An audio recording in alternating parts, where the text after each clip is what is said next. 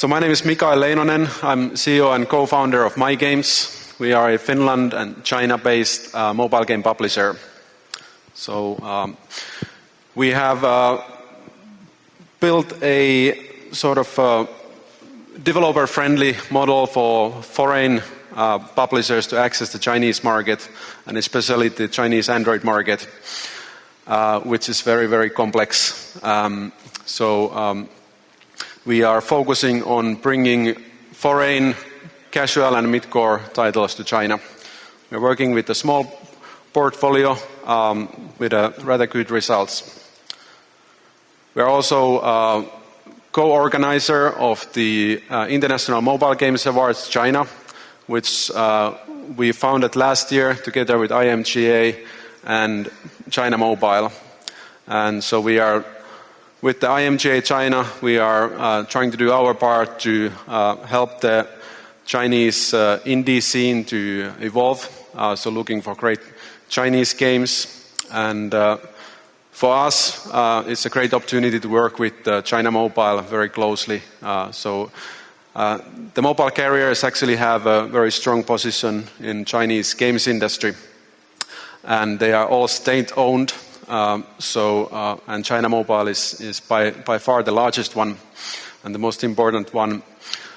So when it comes to regulations, there are a lot of gray areas in China. It's always good to follow closely what the sort of state-owned companies are doing. So when we follow China Mobile's practices, we can be pretty sure that we are on a safe area. So China is already the number one mobile games market, both in terms of users and in terms of revenue globally. It counts over 20% of the game industry revenues. So it's definitely a market to consider. It's also sort of front runner on the free-to-play monetization and very, very competitive market.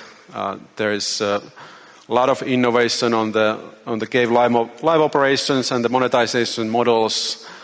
So it's also a good practice ground for Western game companies to find new ideas that might later work in the West as well.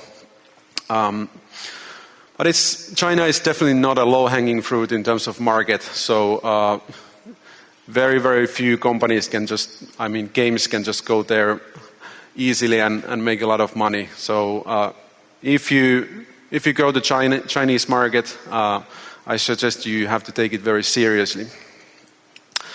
And there are entry barriers. So while President Trump has been talking about building the wall, China has actually done it. So back in several hundred years ago, they built the Great Wall to keep out the Mongolians. But now in a modern era, they've actually built a lot of virtual walls.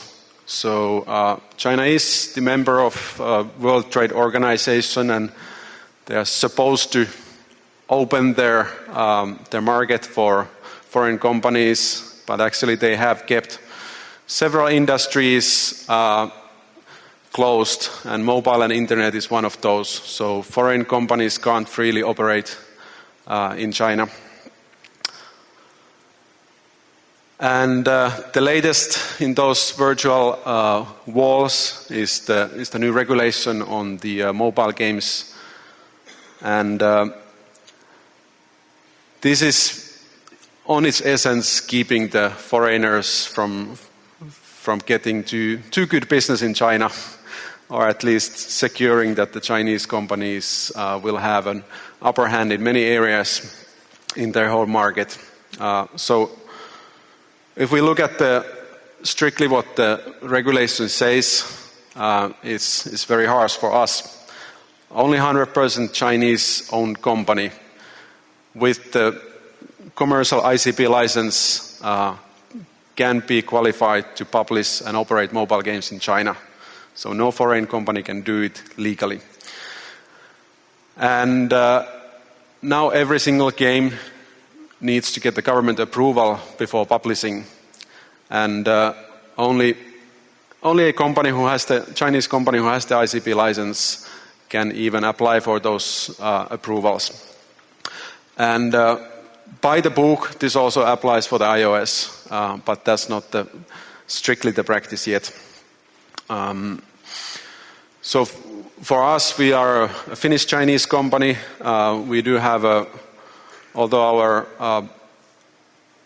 our holdings company is not in China, but we do have a Chinese entity that is 100% Chinese and has these licenses. So that's the only way to do it legally. The regulation in China is sort of ever-changing.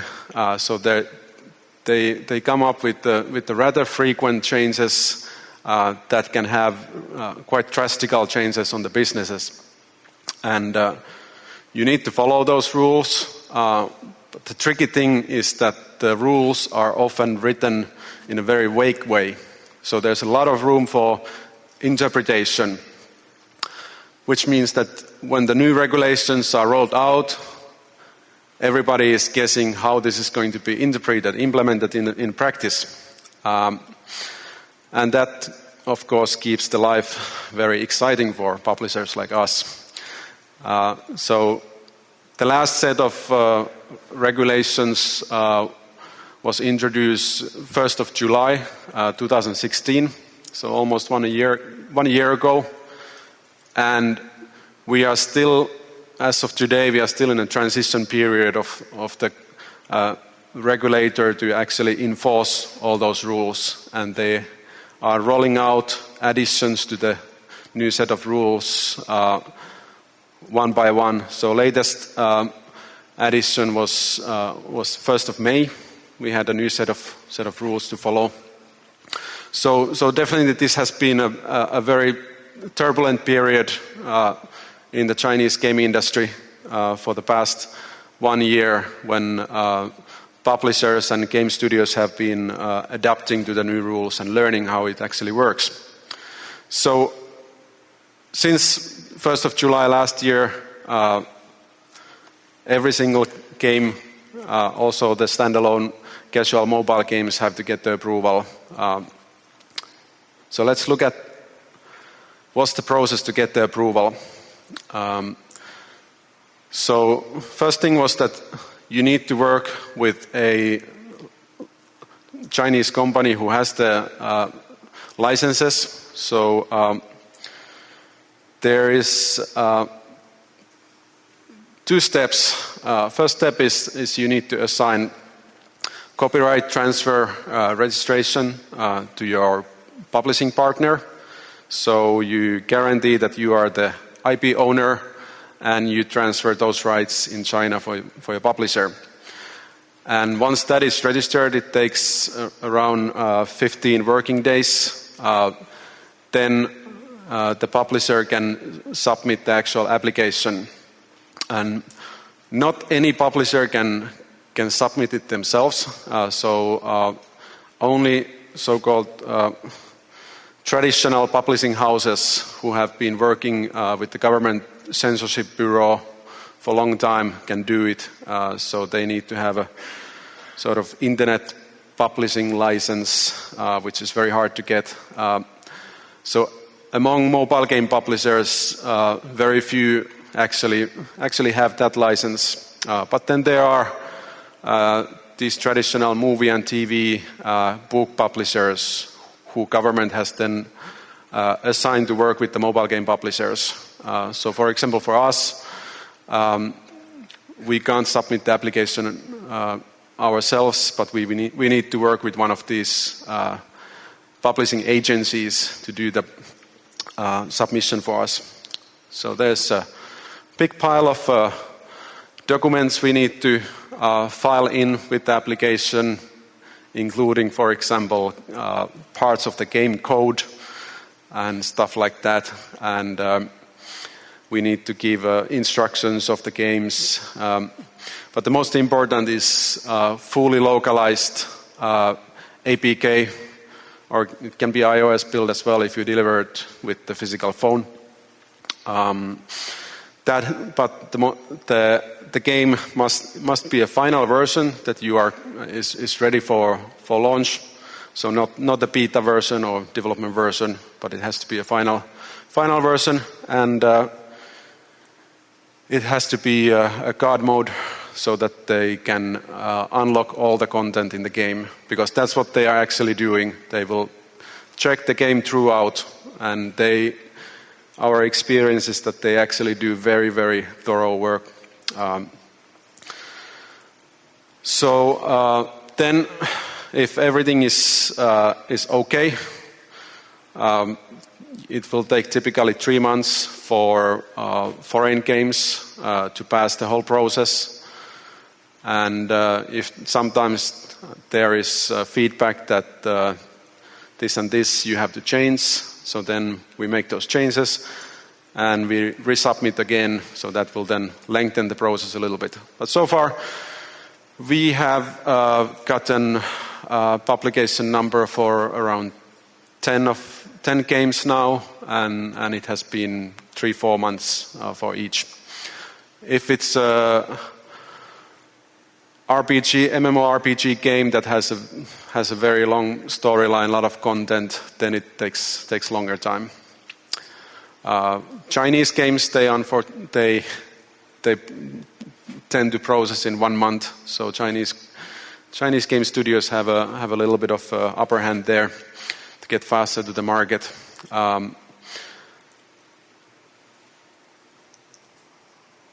Right. Then let's look at the key requirements on how the game has to be localized. So first is that it must be 100% localized in Chinese language, so you can't have a single letter of non-Chinese there. So things like XP has to be translated to Chinese. And they don't even accept traditional Chinese, so it has to be simplified Chinese. This also includes the game name, the game logo, everything has to be localized. And the language also must be, non-offensive. Then you can't have any integrations to non-filtered social media, so Facebook, Twitter, etc. Everything has to be removed. And then you also need to filter all the user inputs. So they provide a list of thousands of forbidden words. So any text input in the game, even if it's a standalone game that doesn't have internet connection, but if you allow the user to input, for example, the username, the nickname, you have to scan it against this list of forbidden words to make sure that nobody will name themselves as Mao Zedong or something like that. Then no politically sensitive references, so things like Taiwan or Hong Kong or Tibet flags must be removed. And then very vague rule is that no unethical content, and they specially mention like stealing in a gameplay, so stealing from other users. So this is area where you have to sometimes take a risk and just submit the application and see whether it goes through or not. Then excessive violence, again very vague. What is excessive? So the bar seems to be pretty high there. So for one example, for our games, we submitted there is skeletons that you are slashing with your sword, and we got the feedback that those skeletons are not okay. They are too scary for Chinese players, so we have to remove them. Or we could have put some meat on them. Also, blood is too much blood is no-go, so you might have to change your blood to some other color than red and reduce the amount. Now with the May set of regulations, the latest one, For online games, so server-based games, there's also a requirement for real ID identification. So the players have to register with their Chinese ID number. I actually don't know the details how this is implemented, but my understanding is that they have they provide a piece of code that will check that the ID number is generated with it's a real ID number, but I'm not sure if it actually checks whose ID number it is. Then there's some requirements for the gacha. So basically, if you have a gacha monetization, you need to show the possibilities for each prize. So you have 10% chances of getting this prize, and or you also need to display the minimum number of coins or whatever the virtual currency you are giving that the player will definitely get from the gacha, if there is actual payment for that. And then there's a lot of other rules. For a lot of the games, none of these are big things, but then, for example, starting to change your gacha mechanism, if it's designed in an unsuitable way, then that might become quite a big workload. Okay, so I'm sure everybody by now is thinking that, do we really have to comply with these things? Android is definitely very, very difficult and risky to avoid this. So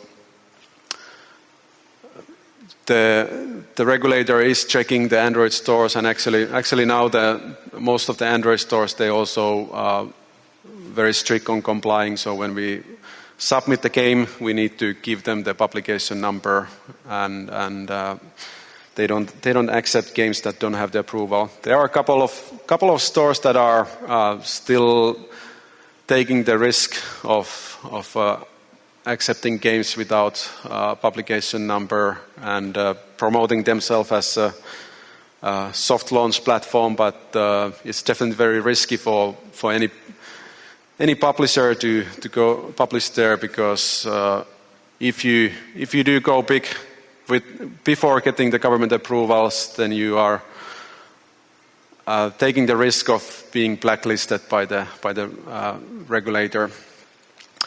For iOS, it's technically still possible for you to self-publish and do it even without the game approvals, but technically if you go to buy the book, it's not legal, but you can do it. So Apple they are requiring as a hard requirement to have the publication number for Chinese publishers and developers, but for foreign accounts, they are just asking for it, but it's not a hard requirement. So there's a ton of games in the China iOS that don't have the publication number, and of course people are thinking, so what, are they going to take all of those games down? Well, most likely not. The Chinese government, they did force Apple to shut down their movie and book store beginning of last year, and Apple did that. So that maybe shows you how serious they can be on this. But right now, the unofficial statement from the regulator is that any foreign game that has been published on China iOS before the 1st of July 2016 is fine, no need to get the publication number, but games published in China after that should get the publication number. Whether they are going to start pulling games down, they say not yet, but possibly in future. They are again unofficially saying that if the publisher don't take any action, don't show good intention to get the publication number, then they are at risk of at some point being pulled down from the store and being blacklisted by the regulator. So right now, many of the bigger international publishers who have successful games in China, they are taking this seriously and working with partners like us to get the approvals for their games, just in case.